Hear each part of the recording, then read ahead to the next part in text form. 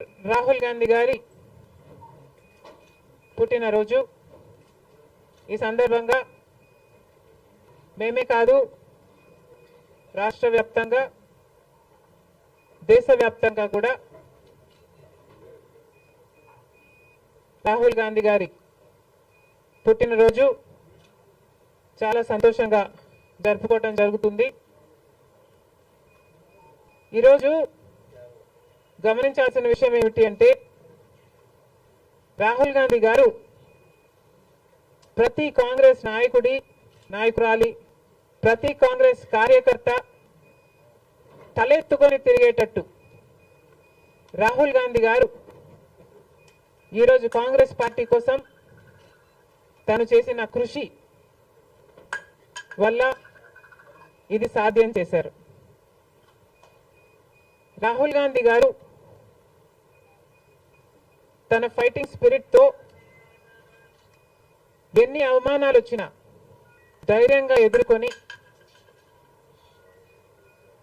ఈ సుదీర్ఘ ప్రయాణంలో తను ఎంతటి ఫైటరో నిరూపించుకున్నారు. ప్రజలతో తాను మమేకమైన విధానం అయితేనేమి, సమస్యల పట్ల తను స్పందించిన విధానం అయితేనేమి, ఇవన్నీ కూడా దేశంలోని ప్రజలందరూ గమనించారు. కాబట్టి ఈరోజు కాంగ్రెస్ పార్టీకి దేశవ్యాప్తంగా ఇంత పెద్ద పీట వేయడం జరిగింది. రాహుల్ గాంధీ గారు చేసిన పాదయాత్ర ఐక్యతను పెంచడానికి, సోదర భావాన్ని పెంపొందించడానికి, న్యాయం కోసం తను చేసిన పాదయాత్ర, సుదీర్ఘమైన పాదయాత్ర ఎంతో మంది గుండెల్లో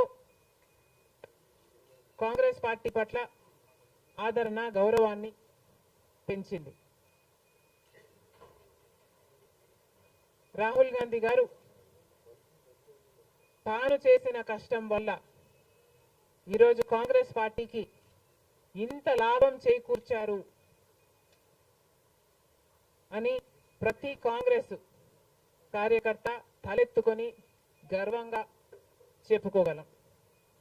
అందుకని మనస్ఫూర్తిగా ఈరోజు మరొకసారి రాహుల్ గాంధీ గారికి we are all wishing him the very best in his future, along with wishing him a very happy birthday.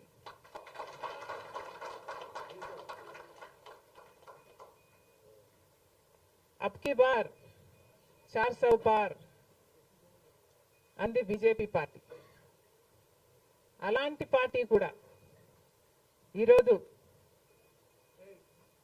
చిటికలు పడేటట్టు చేయగలిగింది రాహుల్ గాంధీ గారు, ఇండియా బ్లాక్. అందుకు గాను దేశ ప్రజలందరూ కూడా రాహుల్ గాంధీ గారిని అభినందించక తప్పదు. బీజేపీ పార్టీ ఒక మతతత్వ పార్టీ అని మతం పేరుతో చిచ్చు పెట్టడం, ఆ మంటలో చలి కాచుకోవడం బీజేపీ చేస్తున్న రాజకీయాలని మణిపూర్ ఘటన ద్వారా రుజువైంది. కాబట్టి బీజేపీ చేస్తున్న పొరపాట్లన్నీ ప్రజలు గమనించారు. కాబట్టి ప్రభుత్వానికి చెందిన ఆస్తులైతేనేమి వాళ్ళ బినామీలకు కట్టే ప్రయత్నం చేస్తున్నారు. కాబట్టి ఈరోజు బీజేపీ చేస్తున్న అరాచక పాలన వల్లనే ఈరోజు బీజేపీ పార్టీకి మెజారిటీ తగ్గడానికి కారణం. ఇంకొంచెం ఉంటే ఆల్మోస్ట్ బీజేపీ పార్టీ అసలు ప్రభుత్వమే ఏర్పాటు చేయలేని స్థితికి ఈరోజు బీజేపీ పార్టీ దిగజారిపోయింది. ఇలాంటి ప్రభుత్వం ఎన్ని రోజులు ఉంటుందో చెప్పలేని పరిస్థితి ఈరోజు ఉంది. కేంద్రంలో బీజేపీ పార్టీ అధికారంలో ఉంది అన్న మాటే తప్ప పవర్ మాత్రం ఈరోజు బీజేపీ చేతిలో లేకుండా పోయింది. ఎందుకంటే ఈరోజు బీజేపీ పార్టీ వాళ్ళ స్ట్రెంగ్త్ కోసం ఇతరుల మీద డిపెండ్ అయ్యే పరిస్థితి ఈరోజు బీజేపీ పార్టీకి కల్పించడంలో కాంగ్రెస్ పార్టీ, రాహుల్ గాంధీ గారు, ఇండియా బ్లాక్ సక్సెస్ అయ్యారు. దేశవ్యాప్తంగా ఇది పరిస్థితి అయితే ఇక రాష్ట్రంలో చంద్రబాబు గారు కూటమి పవన్ కళ్యాణ్ గారు బీజేపీతో కలిసి ఇక్కడ ప్రభుత్వం ఫామ్ చేయడం జరిగింది. ఈసారి జరిగిన ఎన్నికలు రాష్ట్రంలో చాలా విచిత్రంగా, అన్ప్రిడిక్టబుల్గా, అన్ప్రెసిడెంటెడ్గా ఈ ఎన్నికలు నిలిచాయి. కారణం ఏమిటి అంటే ప్రజలు చాలా డిసిసివ్గా ఒక నిర్ణయం తీసుకున్నారు. మాకు మార్పు కావాలి అన్న నిర్ణయం ప్రజలు తీసుకున్నారు కాబట్టే ఈ ఎన్నికలు ఒకే డిసిషన్ మీద ఆధారపడి జరిగిన ఎన్నికలు. For Jagan, against Jagan. ఒకటే డిసిషన్ గా ఈ ఎన్నికలు నిలిచాయి. For Jagan or against Jagan. Against Jagan అన్న మార్పు కావాలి అన్న ఈ గట్టి డిసిషన్ ప్రజలు తీసుకున్నారు కాబట్టి ఈరోజు వాళ్ళ ఓటు వేస్ట్ కాకూడదు అన్నట్టుగా చాలా డిసిసివ్ గా they voted with a vengeance for change. ఇది అవునన్నా కాదన్నా ఇది వాస్తవం. కేవలం అంత గట్టి నిర్ణయం ప్రజలు తీసుకొని మార్పు కావాలి అన్నంత గట్టి డిసిజన్ తీసుకున్నారు కాబట్టి ఇన్ ద ప్రాసెస్ ఈరోజు కాంగ్రెస్ పార్టీ కూడా అనుకున్న మేరకు పర్ఫామ్ చేయలేకపోయింది. కాంగ్రెస్ పార్టీ కూడా కేవలం నెల రోజుల ముందు సర్వే చేస్తే Congress party vote share between 6 to 7% ఉంది. దాన్ని మేము కష్టపడి పనిచేస్తే నేనే స్వయంగా 64 కాన్స్టిట్యుయెన్సీల్లో క్యాంపెయిన్ చేయడం కూడా జరిగింది. వీటన్నిటితో కనీసం 8% దాటుతుంది అని కాంగ్రెస్ పార్టీ ధీమాగా ఉంటే అది కూడా జరగలేదు. కారణం ఏమిటి అంటే ప్రజలు చాలా డిసిసివ్గా వాళ్ళ ఓటు వేస్ట్ కాకూడదు, ప్రభుత్వం ఎలాగైనా మారాలి, మేము మార్చాలి అన్న డిసిషన్ తీసుకున్నారు కాబట్టి ప్రజలు కాంగ్రెస్ పార్టీకి కూడా ఓటు వేయడానికి ఆలోచన చేయడం జరిగింది. ఏది ఏమైనా కాంగ్రెస్ పార్టీ ప్రజల గుండెల్లో స్థానం సంపాదించుకోవడం మొదలుపెట్టింది. ఇది ఇలాగే అంచెలంచెలుగా పెరుగుతూ పోతుంది. రాహుల్ గాంధీ గారి నాయకత్వంలో మేమందరం కూడా కష్టపడి పనిచేయడానికి సిద్ధంగా ఉన్నాం. అటు కేంద్రంలోనైనా ఇటు రాష్ట్రంలోనైనా కాంగ్రెస్ పార్టీకి మంచి భవిష్యత్తు ఉంటుందని 2029 కల్లా మేము ఒక మంచి పొజిషన్లోకి రాగలమని నమ్మకం మా అందరికీ ఉంది. ఈరోజు చంద్రబాబు గారు ముఖ్యమంత్రి ప్రజల తీర్పును గౌరవిస్తూ ఆయనకు మరొకసారి శుభాకాంక్షలు తెలియజేస్తుంది కాంగ్రెస్ పార్టీ. అలాగే చంద్రబాబు గారికి మరొకసారి గుర్తు చేస్తుంది కాంగ్రెస్ పార్టీ మన రాష్ట్రానికి రావాల్సిన ప్రత్యేక హోదా. ప్రత్యేక హోదా అన్నది ఆంధ్ర రాష్ట్ర ప్రజల ఊపిరి. 10 సంవత్సరాలుగా మోడీ గారు, బీజేపీ పార్టీ ప్రత్యేక హోదా విషయంలో ఆంధ్ర రాష్ట్రాన్ని, ఆంధ్ర ప్రజలను మోసమే చేశారు. 10 సంవత్సరాల క్రితము ఎలక్షన్లకు ముందు మోడీ గారు వచ్చినప్పుడు 10 సంవత్సరాలు ప్రత్యేక హోదా ఇస్తాము అని తిరుపతిలో మాట ఇవ్వడం జరిగింది మోడీ గారు. అప్పుడు చంద్రబాబు గారు చెప్పిన మాట 10 సంవత్సరాలు సరిపోదు, 15 సంవత్సరాలు కావాలి అన్నారు అదే సభలో. కానీ 10 సంవత్సరాలు గడిచిపోయినా కూడా ఈ రోజు వరకు కూడా బీజేపీ పార్టీ ఆ మాటను నిలబెట్టుకోలేదు. కానీ ఇప్పుడు చంద్రబాబు గారు మద్దతు ఇస్తున్నారు కాబట్టి బీజేపీ పార్టీ అధికారంలో నిలబడింది. ఈ విషయం మోడీ గారు గుర్తుపెట్టుకోవాలి. ఎందుకంటే ఈరోజు ఆంధ్ర రాష్ట్ర ప్రజల ఎన్నుకున్న ఎంపీలు కనుక బీజేపీ పార్టీకి చంద్రబాబు గారు మద్దతు ఇవ్వకపోయి ఉంటే అసలు బీజేపీ పార్టీ అధికారంలో ఉండే ప్రసక్తే లేదు. ఈరోజు బీజేపీ పార్టీ అధికారంలో ఉంది అంటే దానికి కారణం ఆంధ్ర రాష్ట్ర ప్రజలు అని మోడీ ఇప్పటికైనా గమనించాలి. చంద్రబాబు గారికి మరొకసారి గుర్తు చేస్తున్నాం, చంద్రబాబు గారు బీజేపీ పార్టీతో ఎలక్షన్లకు ముందు పొత్తు పెట్టుకుంటున్నప్పుడే కాంగ్రెస్ పార్టీ పదే పదే చెప్పడం జరిగింది, ఒక్క మాట అయినా తీసుకోకుండా, కండిషనల్ సపోర్ట్ అయినా మీరు ఎక్స్టెండ్ చేయకుండా, మీరు బేషరతుగా స్పెషల్ స్టేటస్ అన్న కండిషన్ పెట్టకుండానే మీరు బీజేపీ పార్టీకి ఎందుకు అలయన్స్ పెట్టుకున్నారు చంద్రబాబు గారు అని అప్పుడు ప్రశ్నించడం జరిగింది. ఇప్పుడు మళ్ళీ బీజేపీ పార్టీ చంద్రబాబు గారిని డిమాండ్ చేస్తుంది. ఇప్పుడు మళ్ళీ కాంగ్రెస్ పార్టీ చంద్రబాబు గారిని డిమాండ్ చేస్తుంది. బికాస్ మీరు ఇచ్చిన ఎంపీల వల్ల ఆంధ్ర రాష్ట్ర ప్రజలు ఎన్నికైన ఎంపీలను మీరు బీజేపీ పార్టీకి ఇచ్చారు కాబట్టి ఈరోజు బీజేపీ పార్టీ అధికారంలో ఉంది కాబట్టి చంద్రబాబు గారు ఈ విషయాన్ని గుర్తుపెట్టుకొని ఇప్పటికైనా మొండి పట్టైనా సరే స్పెషల్ స్టేటస్ అన్నది ఆంధ్ర రాష్ట్రానికి అవసరం కాబట్టి ఇప్పటికైనా స్పెషల్ స్టేటస్ మీద చంద్రబాబు గారు సీరియస్ గా వర్క్ చేసి ఇది సాధించుకు రావాలి అని కాంగ్రెస్ పార్టీ ఆంధ్ర రాష్ట్ర ప్రజల తరఫున డిమాండ్ చేయడం జరుగుతుంది. ఒక స్పెషల్ స్టేటసే కాదు, పోలవరం ప్రాజెక్టు కూడా ఉంది. పోలవరం ప్రాజెక్టుకు చంద్రబాబు గారు 2 రోజుల క్రితం వెళ్ళడం జరిగింది. నిజానికి పోలవరం ప్రాజెక్టు రాజశేఖర రెడ్డి గారి ఆలోచన. 2004లోనే రాజశేఖర రెడ్డి గారు 10,000 కోట్లతో 20 లక్షల ఎకరాలకు నీళ్లు ఇవ్వాలి అని తలపెట్టిన ప్రాజెక్టు పోలవరం ప్రాజెక్టు. రాజశేఖర రెడ్డి గారి హయాంలోనే కుడి ఎడమ కాలువలు పూర్తి చేయడం జరిగింది. ఆ కాంగ్రెస్ హయాంలోనే 4,500 కోట్లు అంటే దాదాపుగా 40% పనులు పూర్తి చేయడం కూడా జరిగింది. కానీ తర్వాత అధికారంలోకి వచ్చిన చంద్రబాబు గారు పోలవరం ప్రాజెక్టు కాస్టును అమాంతంగా 29,000 కోట్లకు పెంచారు.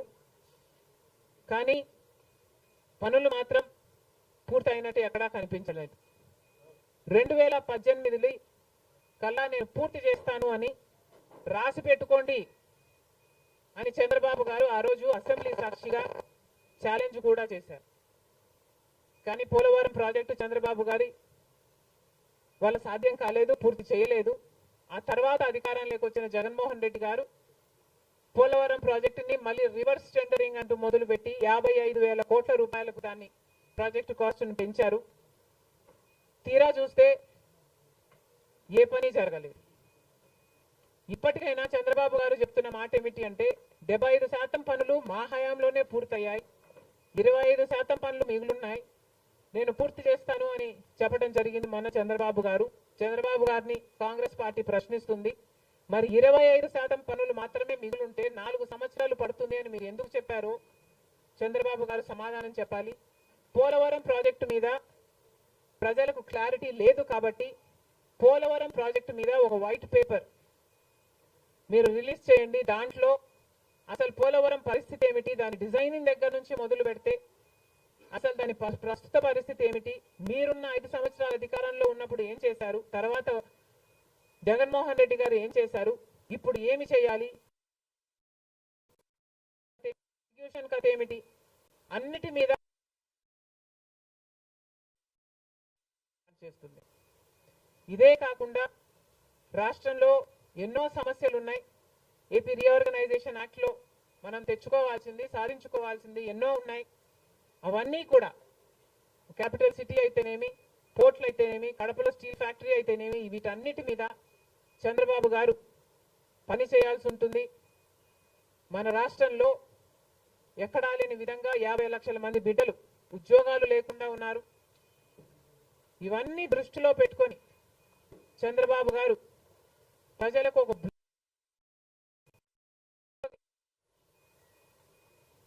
బాగుంటుందని కాంగ్రెస్ పార్టీ భావిస్తుంది.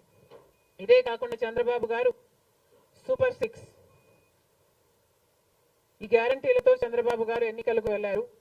దీంట్లో యువతకు 20 లక్షల యువత వరకు ఉద్యోగ అవకాశాల కల్పన కల్పిస్తామని చెప్పారు. లేదా 3,000 రూపాయలు ప్రతి నెల ప్రతి నిరుద్యోగికి నిరుద్యోగ భృతి ఇస్తామన్నారు చంద్రబాబు గారు. అదే కాకుండా స్కూల్కి వెళ్లే పిల్లలకు ప్రతి విద్యార్థికి 15,000 రూపాయలు సంవత్సరానికి ఇస్తామని చెప్పారు. ప్రతి రైతుకి 20,000 రూపాయలు ఆర్థిక సహాయం ఇస్తామన్నారు.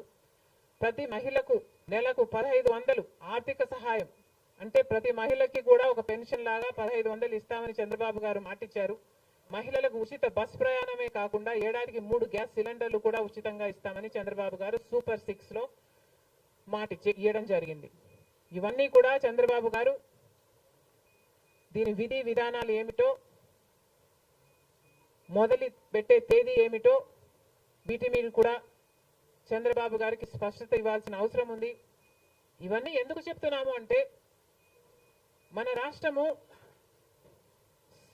మిగతా రాష్ట్రాల్లాగా కాదు. మన రాష్ట్రము చాలా వెనకబడి ఉన్న రాష్ట్రం. వెంటనే పని చేయాల్సిన అవసరం ఉంది కాబట్టి మేము చంద్రబాబు గారిని, మన రాష్ట్రము ఒక స్పెషల్ చైల్డ్ కి కావాల్సిన నీడ్స్ మన రాష్ట్రానికి ఉన్నాయి కాబట్టి, కనీసం మీరు ఇప్పుడే గెలిచారు, ఆ విషయం మాకు కూడా తెలుసు. కానీ హనీమూన్ పీరియడ్ కూడా మీరు తీసుకునే పరిస్థితి లేదు. వెంటనే పనిలోకి దిగాలి, ఇవన్నీ చెయ్యాలి, మొదలు పెట్టాలి అని కాంగ్రెస్ పార్టీ చంద్రబాబు గారికి సూచిస్తుంది. అంతేకాదు, కాంగ్రెస్ పార్టీ తరఫున మేమందరం కూడా ప్రజల పక్షాన నిలబడుతూనే ఉంటాం. ప్రత్యేక హోదా గురించి అయితేనేమి, ఆంధ్ర రాష్ట్ర బిడ్డల భవిష్యత్తు గురించి అయితేనేమి కొట్లాడు వైఫల్యాలను ఎత్తి చూపుతూనే ఉంటాం. ఒక కన్స్ట్రక్టివ్ అపోజిషన్ గా కాంగ్రెస్ పార్టీ నిలుస్తుందని ఆంధ్ర రాష్ట్ర ప్రజలకు మరొకసారి ఏపీపీసీసీ మాటిస్తుంది. Thank you.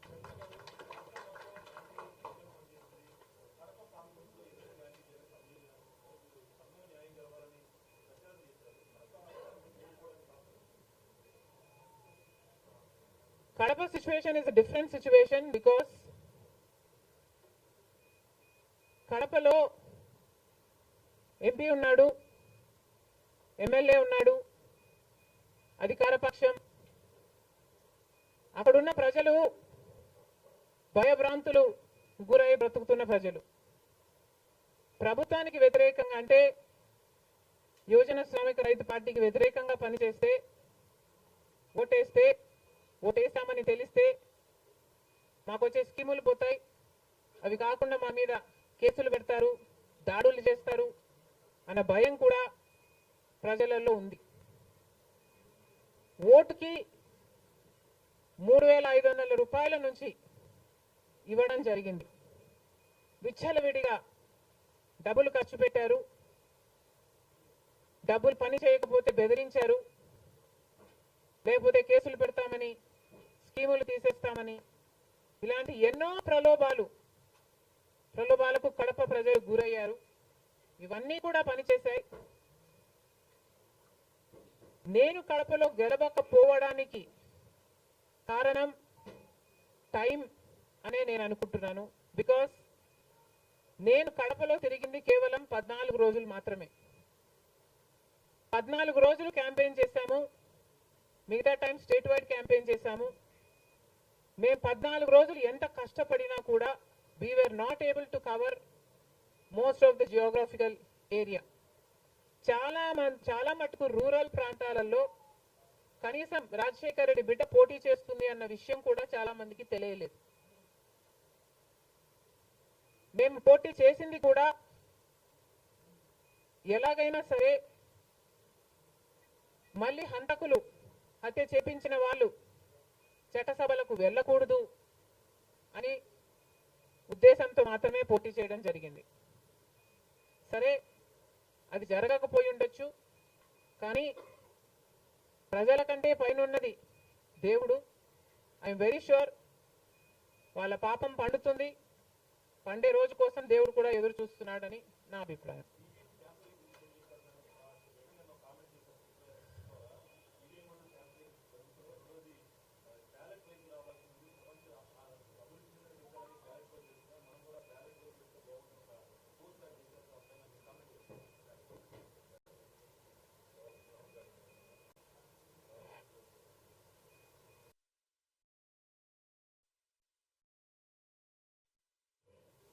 ఐ ఫీల్ మేధావులు కూర్చొని సుప్రీంకోర్టుతో సహా అందరూ కూర్చొని, ఇది అంత దేశానికి సంబంధించిన విషయం కాబట్టి అందరూ కూర్చొని ఓ నిర్ణయానికి వస్తే దేశ ప్రజలు హర్షిస్తారన్నది నా అభిప్రాయం.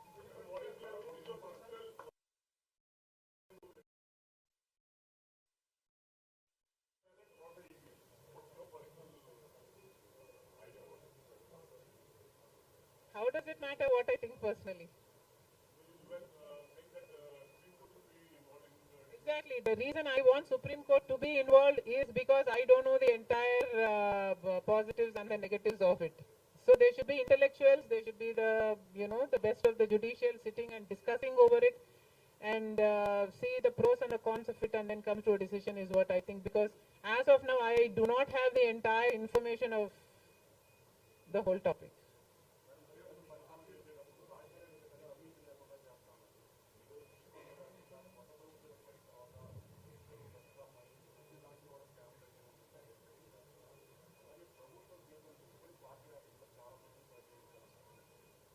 ప్రజలు బుద్ధి చెప్పారు కదమ్మా, ఇంకా నేను మాట్లాడటం ఎందుకు.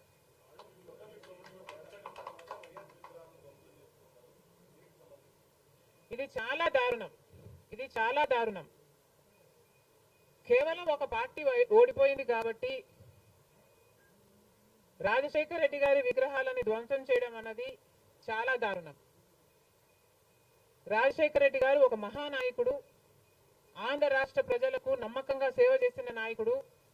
సేవ చేస్తూనే ప్రజల మధ్యలో నేను ఇంకా ఎంతో చేయాలి, సాధించాలి అని రచ్చబండకని బయలుదేరి వెళ్ళి చనిపోయిన నాయకుడు రాజశేఖర్ రెడ్డి గారు.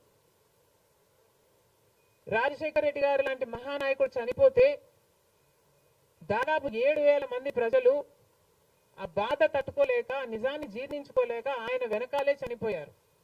అంత గొప్ప నాయకుడు రాజశేఖర్ రెడ్డి గారు. ఒకసారి ఏం చేస్తున్నాము అని ఇలాంటి వాళ్ళు ఆలోచన చేసుకోవాలి. చనిపోయిన వాళ్లకు కూడా రాజకీయాలు ఆపాదించడం ధర్మం కాదు. చనిపోయిన వాళ్లకు కూడా గెలుపు ఓటములు ఆపాదించడం న్యాయం కాదు. మరొక్కసారి చెప్తున్నాం, రాజశేఖర్ రెడ్డి గారు మీకు చేసింది ఏమీ లేదు. దయచేసి రాజశేఖర్ రెడ్డి గారి విగ్రహాలను ధ్వంసం చేయడం ఆపండి. మీరు చేశారని వాళ్ళు చేశారని మీరు, ఇలా ఒకరి మీద ఒకరు చేసుకుంటూ పోతే దీనికి అంతే ఉండదు. మళ్ళీ చెప్తున్నాం, మీకు ఇంకొకరికి తేడా ఉండాలి అంటే కొంచెం పేషెన్స్ని పాటించాల్సిన అవసరం ఉంది.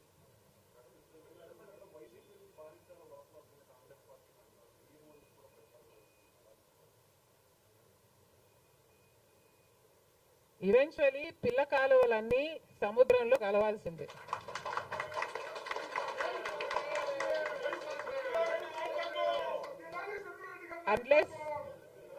అన్లెస్ అవి ఎండిపోతే తప్ప. Yes, definitely.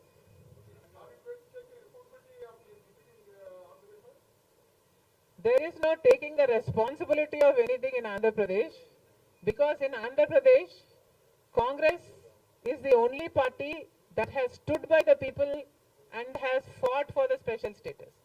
On the one hand, Mr. Chandrababu Naidu, who was Chief Minister for 5 years, neglected special status, and then Mr. Jagan Mohan Reddy became the Chief Minister and continued neglecting the special status.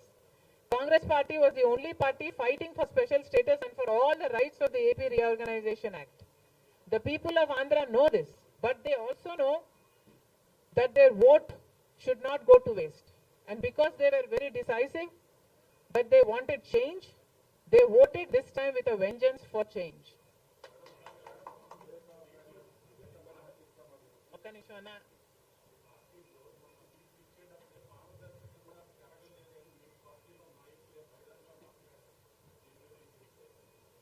Congress party ఒక జాతీయ party.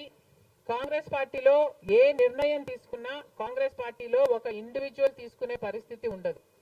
Congress పార్టీలో ఏ నిర్ణయం తీసుకున్నా దానికి ఒక committee ఉంటుంది, ఒక పద్ధతి ఉంటుంది. ఆ నిర్ణయం ప్రకారమే సీట్లు ఇవ్వడం కూడా జరిగింది. మిగతా వాళ్ళు అంటారా, వాళ్ళు చేసే చిల్లర అలిగేషన్లకు నేను సమాధానం చెప్పాల్సిన అవసరం ఉంది అని, నేను సంజాయిషి ఇవ్వాల్సిన అవసరం ఉంది అని నేను అనుకోవటం లేదు. Indiscipline will not be tolerated by the Congress party, and severe action will also be taken against those who resort to indiscipline.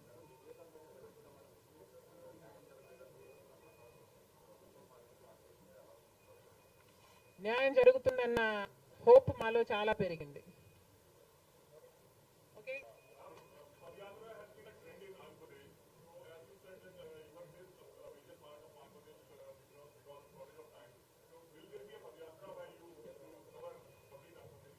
never say never, nothing is impossible.